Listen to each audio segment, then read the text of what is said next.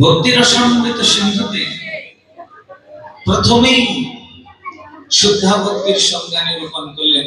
যারা ভক্তি করতে চাইছে আর এই শ্লোকটা তুমি মুখস্থ করে যাবে।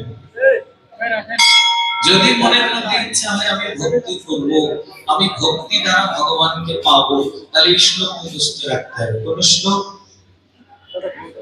রূপ গোস্বামী পাদ বলেছেন,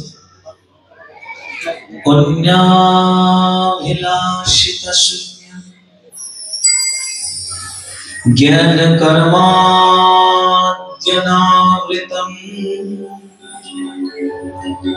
অনুকূলেন কৃষ্ণানুশীলনম ভক্তিরুত্তমা। কন্যাভিলাষিতা শূন্য মানে কন্যাভিলাষিতা শূন্য। এখানে অন্য শব্দের অর্থটা কি? কৃষ্ণ ভিন্নকে বলেছেন অন্য। সাধকের চিত্তের মধ্যে এক কৃষ্ণ আর কৃষ্ণ ভক্তি, অন্য ইচ্ছা থাকবে। এক কৃষ্ণ আর কৃষ্ণ ভক্তিতে স্থির হয়ে যাও। যদি চিত্তের মধ্যে অন্য কামনা হয়ে যায়, ভক্তি নষ্ট হয়ে যাবে।